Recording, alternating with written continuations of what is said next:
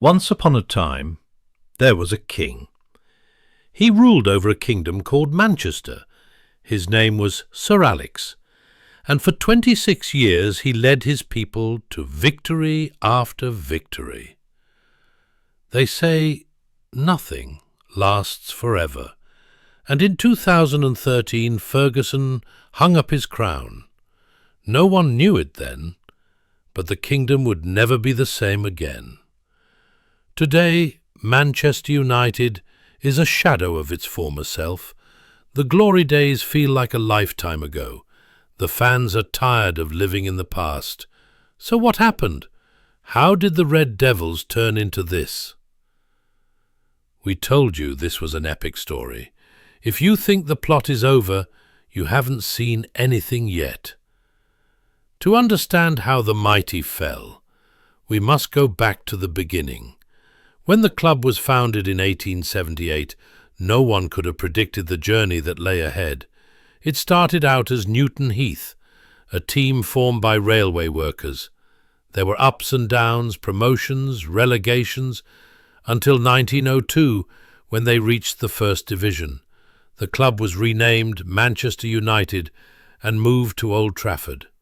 It was here that the foundations were laid. Sir Matt Busby took over in 1945 and ushered in a new era. His approach to football was revolutionary. He played attractive attacking football, which won over the fans. There was tragedy in 1958, when a plane crash claimed the lives of 8 players, but from the ashes rose the Busby Babes. Young players nurtured by Busby went on to win the 1968 European Cup, a feat unmatched by any English club before or since. But like all good things, it couldn't last. By the 1980s, United were stuck in a rut. They needed a new direction. Along came Alex Ferguson, a fiery Scot with a winner's mentality. He transformed the club, winning a string of league titles and 2 Champions Leagues. It was during Ferguson's tenure that the phrase "noisy neighbours" was coined by United fans. You see, across town, a team called Manchester City were on their way up. Ferguson used to chuckle at City's ambitions, but little did he know that they would become the dominant force in Manchester and England. The year 2013 marked the end of an era. Both Ferguson and CEO David Gill retired, leaving gaping holes at the club. Who would replace them? Well, the owners had a plan. You see, Manchester United wasn't just a football club. It was a business worth billions.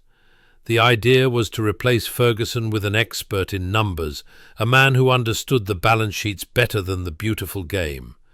Enter Ed Woodward, a qualified accountant with 0 footballing experience.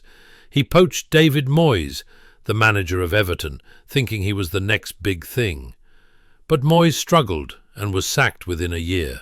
The wheels were well and truly coming off. If all this seems familiar, but football is different. You can't just poach the best accountants and expect them to win the Premier League. Woodward's reign was marked by a series of questionable decisions, both on and off the pitch. First, the transfers.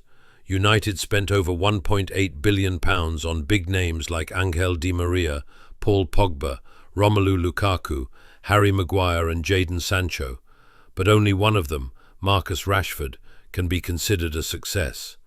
Next, the managers. In a span of 10 years, United had 9 managers, more than in their previous 121 years. Jose Mourinho won 3 trophies, but his negative tactics alienated the fans. Ole Gunnar Solskjaer was popular as a player, but his managerial skills were lacking. Then there was the academy. It was the birthplace of legends like Ryan Giggs, Paul Scholes and Gary Neville. But in recent times, only Marcus Rashford, Mason Mount and Scott McTominay have broken through. To make matters worse, the team underperformed.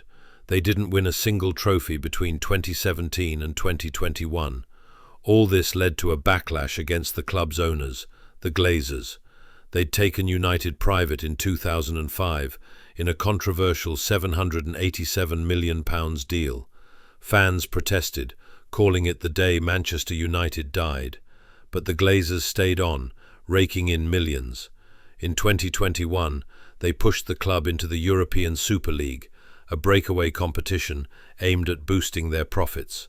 The backlash was so intense that Ed Woodward resigned, but the damage was done. Manchester United was once the biggest club in the world. Their fierce rivals, Liverpool, have now won the Champions League 6 times since United's last triumph in 2008. So what's next for the Red Devils? Can they ever regain their lost glory? Only time will tell. But if you think this story is over, you're wrong. The plot thickens in our upcoming episode. Until then, keep playing. Football is more than a game. It's a story waiting to be played.